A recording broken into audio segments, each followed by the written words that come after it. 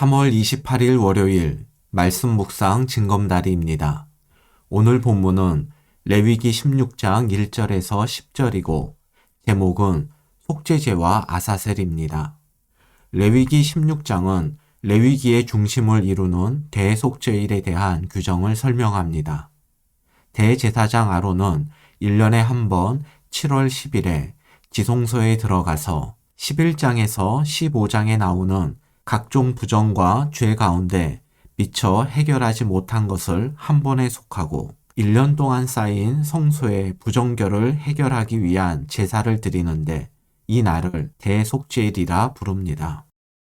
오늘 본문은 대속죄일을 준비하는 단계에 대한 설명으로 먼저 대속죄일 규정에 대한 서론이 나오고 대속죄일을 위한 준비와 기본 절차에 대한 설명이 이어집니다.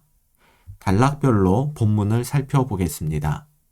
첫 번째 단락의 제목은 대속죄일 규정의 서론입니다. 1절을 보겠습니다. 아론의 두 아들이 여호와 앞에 나아가다가 죽은 후에 여호와께서 모세에게 말씀하시니라. 16장은 10장에 나온 아론의 두 아들의 죽음을 언급함으로써 아론의 두 아들의 죽음이 11장에서부터 15장에 나오는 정결 규정을 감싸고 있음을 보여줍니다. 이것은 부정한 인간이 임의로 하나님께 나아갈 때에는 죽을 수밖에 없음을 말씀하면서 동시에 부정을 제거하고 죄를 속하면 하나님께 나아갈 수 있음을 알려줍니다. 그리고 이스라엘 전체의 죄와 부정의 문제를 한꺼번에 해결하는 대속죄일이 정결의식의 하이라이트로 소개됩니다. 2절을 보겠습니다. 여호와께서 모세에게 이르시되 내 형 아론에게 이르라. 성소에 휘장한 법궤 속죄소 앞에 아무 때나 들어오지 말라. 그리하여 죽지 않도록 하라. 이는 내가 구름 가운데에서 속죄소 위에 나타남이니라. 하나님은 아론의 아들의 죽음을 언급하시면서 아론에게 지성소에 들어가서 죽지 않기 위해 지켜야 할 규정을 말씀하십니다. 여기서 알 수 있는 것은 거룩하신 하나님 앞에 나아가 생명을 유지할 수 있는 의인이 없다는 것과 오직 하나님께서 허락하신 사람만 하나님께서 정하신 규정을 따를 때에 하나님께 나아갈 수 있다는 것입니다. 하나님께 나아갈 수 없는 사람에게 하나님께 나아갈 수 있도록 규정을 주신 것은 하나님께서 이스라엘에게 베푸신 큰 은혜인데 우리는 이와 비교할 수 없는 더 큰 은혜를 받았습니다. 그것은 히브리서 4장 16절에 나오듯 우리가 다른 규정이나 절차 없이 예수님을 믿음으로써 언제든지 담대하게 하나님이 계시는 은혜의 보좌 앞으로 나아갈 수 있고 하나님의 긍휼하심과 때를 따라 돕는 은혜를 누리게 된 것입니다. 두 번째 단락의 제목은 대속죄일 준비입니다. 3절과 5절을 보겠습니다. 아론이 성소에 들어오려면 수송아지를 속죄 제물로 삼고 순양을 번제물로 삼고 5절입니다.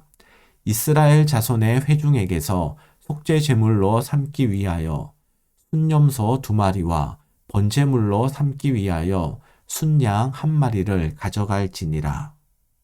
대속죄일에 아론이 준비해야 할 제물은 2가지입니다. 하나는 자신의 속죄제 제물로 드릴 숫소와 번제의 제물로 드릴 순양입니다. 다른 하나는 백성의 속죄제 제물로 드릴 2마리 순염소와 번제의 제물로 드릴 순양입니다. 4절을 보겠습니다. 거룩한 세마포 속옷을 입으며 세마포 속바지를 몸에 입고 세마포 띠를 띠며 세마포 관을 쓸지니 이것들은 거룩한 옷이라 물로 그의 몸을 씻고 입을 것이며 아론은 대속죄일에 물로 몸을 씻은 후에 거룩한 옷을 입어야 합니다. 그런데 그 옷은 모두 세마포로 만들었습니다. 아론이 입어야 할 세마포 의복은 출애굽기 28장에 소개된 대제사장의 통상적 의복과는 달리 매우 소박한 것입니다. 하나님은 대제사장에게 화려한 의복을 입힘으로써 백성들 앞에서 제사장을 특별한 존재로 구별시켜 주셨습니다. 그러나 죄의 문제에 있어서 대제사장은 특별한 존재가 아니라 일반 백성들과 동일한 연약한 존재일 뿐입니다. 그래서 백성을 위한 속죄 제물뿐 아니라 자신을 위한 속죄 제물도 준비해야 했고 세마포로 만든 소박한 옷을 입어야 했습니다. 아론이 대속죄일에 입어야 할 세마포 의복 규정은 하나님 앞에서 자신의 의로움을 자랑할 사람은 없다는 것과 우리는 모두 겸손히 하나님께 사죄의 은총을 구해야 함을 알려줍니다. 세 번째 단락의 제목은 대속죄일 기본 절차입니다. 대속죄일의 절차는 크게 두 부분으로 나누어집니다. 첫째, 대제사장 자신을 위한 의식입니다. 6절을 보겠습니다. 아론은 자기를 위한 속죄제의 수송아지를 드리되 자기와 집안을 위하여 속죄하고 대제사장 아론은 이스라엘 전체의 죄를 속하는 의식을 시작하기 전에 먼저 자기 자신을 위한 속죄제를 드려야 합니다. 대제사장 역시 하나님 앞에서는 죄인에 불과하기 때문입니다. 둘째, 백성을 위한 의식입니다. 7절에서 10절을 보겠습니다. 또 그 두 염소를 가지고 회막문 여호와 앞에 두고 두 염소를 위하여 제비 뽑되 한 제비는 여호와를 위하고 한 제비는 아사셀을 위하여 할지며 아론은 여호와를 위하여 제비 뽑은 염소를 속죄제로 드리고 아사셀을 위하여 제비 뽑은 염소는 산채로 여호와 앞에 두었다가 그곳으로 속죄하고 아사셀을 위하여 광야로 보낼지니라. 아론은 백성을 위한 속죄제 제물로 준비한 2마리 순 염소를 여호와를 위한 염소와 아사셀을 위한 염소로 제비 뽑아 정합니다. 그리고 여호와를 위한 염소를 먼저 속죄 제물로 드리고 남은 염소를 아사셀을 위하여 광야로 보냅니다. 아사셀의 정체에 대해서는 많은 논쟁이 있었고 서너 가지 입장으로 요약할 수 있지만 어느 것도 만족할 만한 답이 되지 못합니다.